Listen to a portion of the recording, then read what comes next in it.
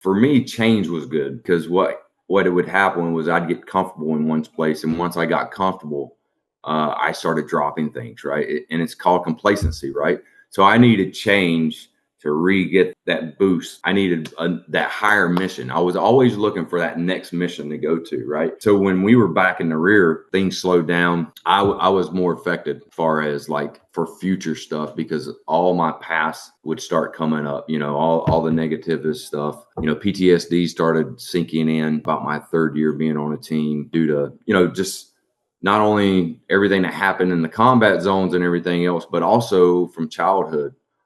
Because a lot of guys in the soft community, we have messed up childhoods. I think is a lot of times is what puts us in that protector mode, that leader mode, that because we don't want that to happen to anybody else, and we dang sure ain't gonna allow it to happen to us again, right?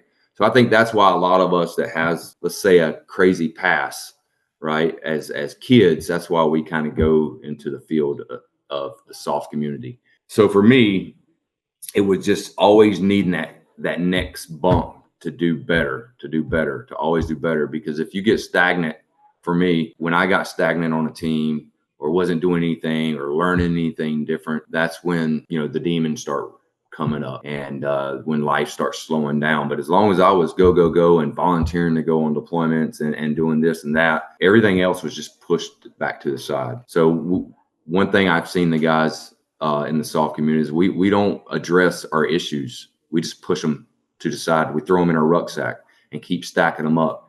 And then eventually they catch up with us. And that's what happened to me. 2015, I had a suicide attempt while on active duty. I had already, during my instructor time, we recognized that there were some issues going on. They got me on some medications, PTSD. I did some hyperbaric chamber treatment, and things were good. But then we got back into the mix, and more explosives, more TBIs.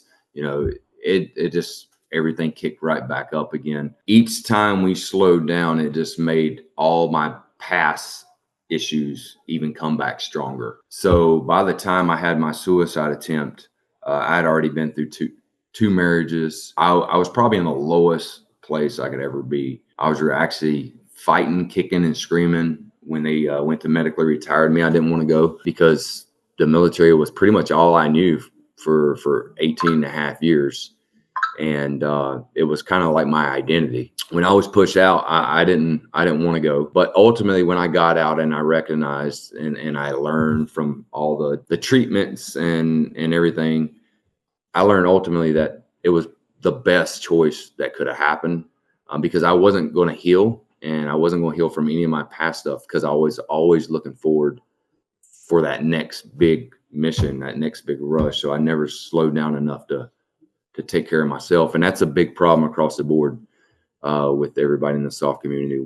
We're always go. We're always fight. And we don't slow down enough. That's kind of what got me started in the dog world is after I medically retired, I received my dog 3 years later, which really got my life back on track, gave me a mission that now it changes every day because I'm training every dog differently, and I'm training them for different people, and I'm training them. I'm not doing cookie cutter training, right? So I think my whole military experience, because I was always trying to go to the next biggest thing, it was a detriment because I never addressed anything in my past.